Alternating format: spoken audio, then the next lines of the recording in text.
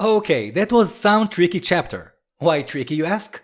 Well, because Isayama is trying to trick us, as usual. And we will talk all about it in today's video, but not only that. We will also talk about the battle royale that is currently going on. We will discuss a possible location confirmation that I discovered and much more. In fact, I will highlight certain events in this chapter that we will talk much more later in this video. So, whenever you see Mikasa calling for Ere, you will know that we will reveal much information about that after we finish analyzing the chapter. In addition, after the breakdown, I will offer you a little theory of mine about what I believe is going to happen in the next chapters. So don't forget to subscribe and to enable all notifications. This is very important because without that, YouTube doesn't always notify you about my new videos. Our chapters, The Depths of Despair, brings us back to Historia after a long time of her being out of the story. Historia is giving birth. There are a couple of things to pay attention here. First, it seems that this panel with Historia is happening at the same time as the rumbling, which means that Historia probably lied to the military police at the time about the timing of her getting pregnant. Also, her room is guarded, possibly for her protection, but also maybe they are there to keep her from escaping. Second thing, beside the two women assisting, we can also see some guy praying in the room. He looks a lot like Farmer Boy, but more on that later. From Historia we go to a series of amazing panels showing us how the rumbling has reached the entire world already, or at least the better part of the world. We see panels of people from different cultures and countries reacting to the threat of the Titans. We can also see different reactions as some run for their lives while others get down on their knees and pray. But unfortunately they all suffer the same fate, being trampled by Titans. We see an enormous crowd being pushed off a cliff by the Titans. This place looked very familiar to me, so check this out. These are the Boonda Cliffs in Australia. Looks familiar, right? This cliff is the edge of Australia and is sometimes referred to as the end of the world. This is a pretty way of Isayama to show us that the rumbling is worldwide and probably reached all over the world by now. If we saw the rumbling only locally in Marley in the last chapters, now we finally get the feeling of a worldwide calamity and the real scope and extent of the rumbling. We see a mother trying to protect her baby, and as she drops to her death, she manages to pass it on to someone else. The group of people trying to keep the baby safe, with the Titans closing by in the distance, as we cut away to another baby sleeping safely in his mother's arm on top of Fort Salta, as Annie's father arrives with the people of Liberio, only to find out that all the airships are gone and are currently en route to attack Eren.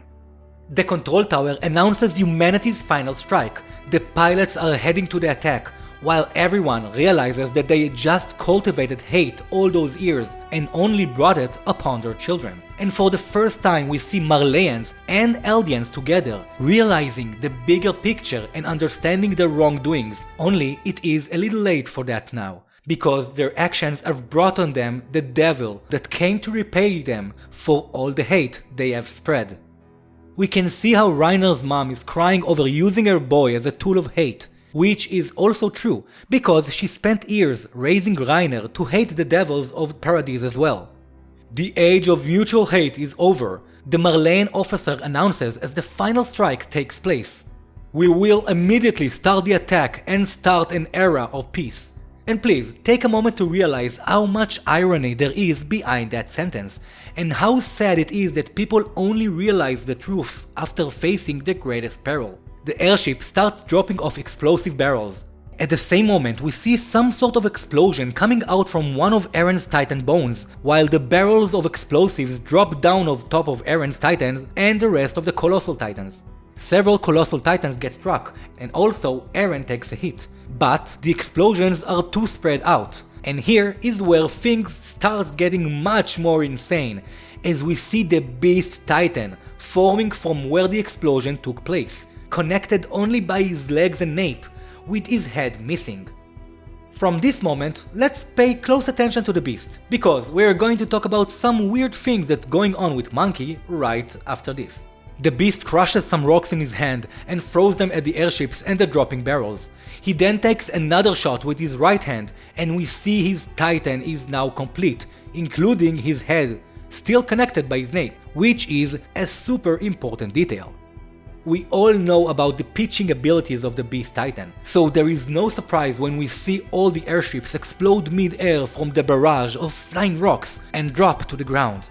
All the people watching from Fort Salta now realize that their final hope was just shot down from the sky, and Reiner's mom and Annie's dad take comfort because they are sure their kids are still alive and well on Paradise, and this is enough for them. But suddenly, they see a plane in the sky.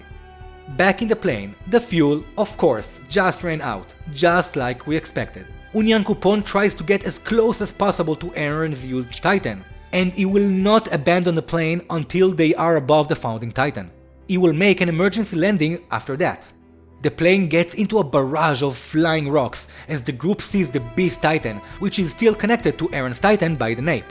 I love this panel so much. The moment Levi notices him was priceless.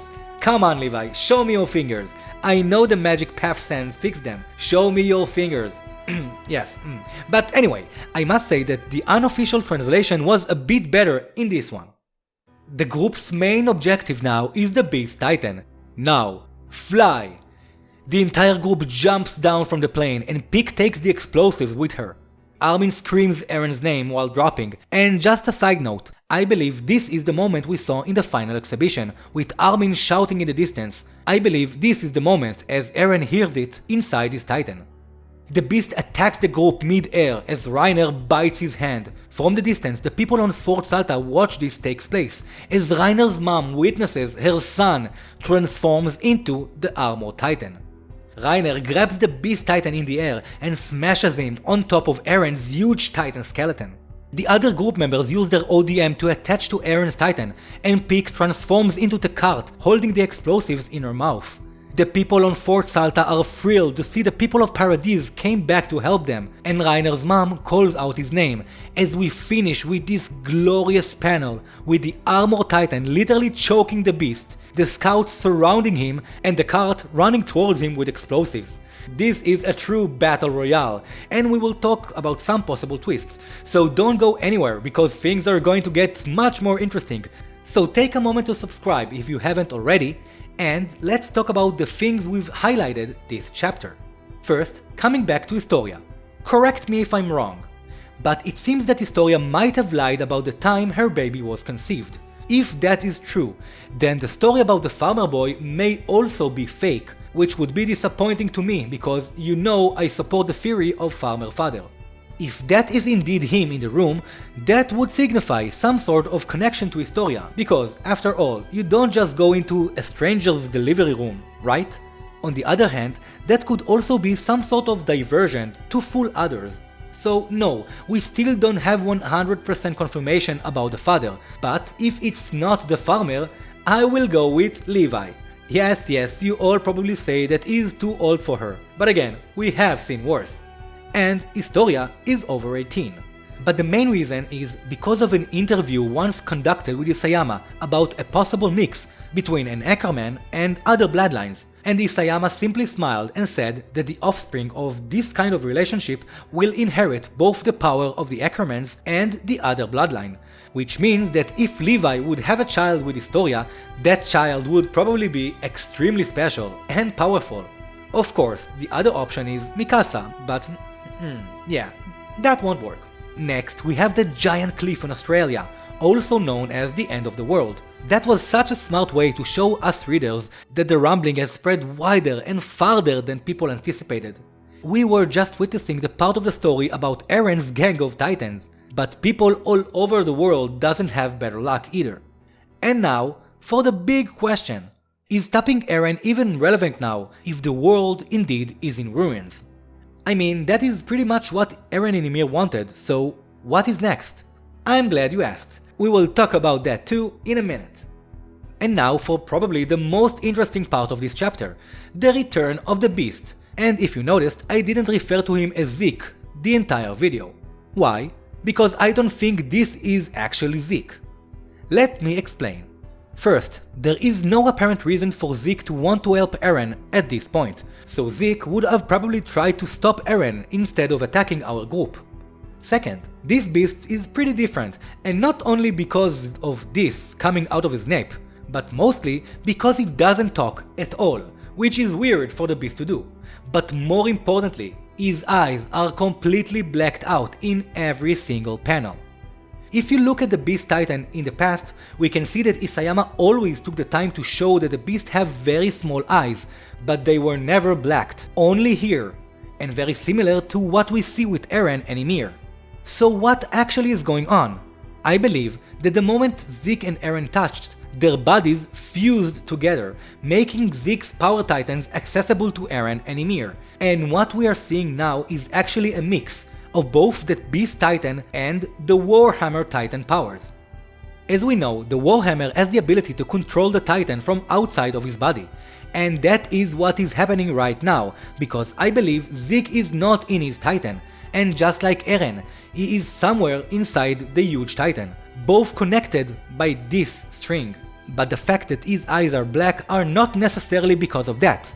I believe Zeke is not in control of his Titan, because like we said, he doesn't have any reason to help Eren, so he is probably under Eren or Ymir's control, which now have the control over the power of the beast as well. Another interesting thing about Eren and Zeke fused together is the idea of a Titan that for the first time has two cores, or napes, or whatever you want to call it. And I really love this idea because it supports mine about how important the physical connection between Zeke and Eren really is. So do tell me what you think about that in the comments, or on any of my other social accounts. All the links are in the description.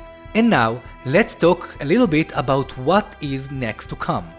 Like I mentioned, the rumbling has reached long and far by now, and soon it will be over. But what then? What is Eren and Ymir's plan after this? Did you think about that? If you did, or even if you didn't, let me offer a little fun twist that seems really possible to me. I've been thinking of Eren and Ymir, and how Isayama tries to show how similar they are, but are they really? Thinking about that, Eren lost his mom, his freedom and his dreams, and suffered tremendously because of the memories given to him by his father. But let's face it, also a lot of other people and kids back then suffered and lost loved ones, while Ymir's story is a little different as we all know. So what am I saying? Currently, Ymir has all the right reason to hate all of humanity. She has not been part of humanity for a long time now, so she shouldn't have any sentimental attitude towards people, and that is where and Eren's wishes came across, because of younger Eren's freedom walk and his wish for freedom. But apart from that, Ymir doesn't have any other joint interests. So, what will stop Ymir from trying to destroy Paradise too, after they will circle the world? I see no reason for her to see them as different than the rest of humanity. And also, I believe Paradise Island is probably the place where the old Eldian tribe came from. If this is true, then it is just more reason for her to hate and want to destroy this place. I first thought about that after watching the second season of Fire Force. No spoilers, but apparently there is someone there that also has a pretty good reason to hate humanity. Go watch it, it is surprisingly good, and the story is turning out to be really complicated. So what if we will get to a point Eren will have to face Ymir, if she indeed tried to destroy the island? That would be a very good way to take the antagonist role off of Eren and give us the final and maybe true antagonist of the show. An antagonist that you cannot really blame or hate, because you can understand their pain, and that is very appropriate for Attack on Titan to do. In any case, that is just a thought I personally had, but do tell me if you would like to see the story takes this turn. So, did you like this chapter? What was your favorite part? Tell me in the comments, or on Facebook. We have a huge, wholesome Facebook group, so please drop by. Also, I am on Discord, so come chat with me and my friends. I even opened a brand new subreddit called r/Titanhorse, so if you want to give Titanfolk a fight, you are all invited. There will be spoilers. And that is all for today, my Titan-loving friends. Oh, did I tell you that I finally found out what was the vow to renounce war? Well, this video is in the making and it is going to blow your minds, believe me. So that theory is on the way. Don't forget to subscribe if you don't want to miss that, and to like this video if you enjoy my content. We will meet here real soon. Just turn on all notifications if you don't want to miss anything. And until then, don't forget to dedicate your hearts for humanity, inside and outside the walls.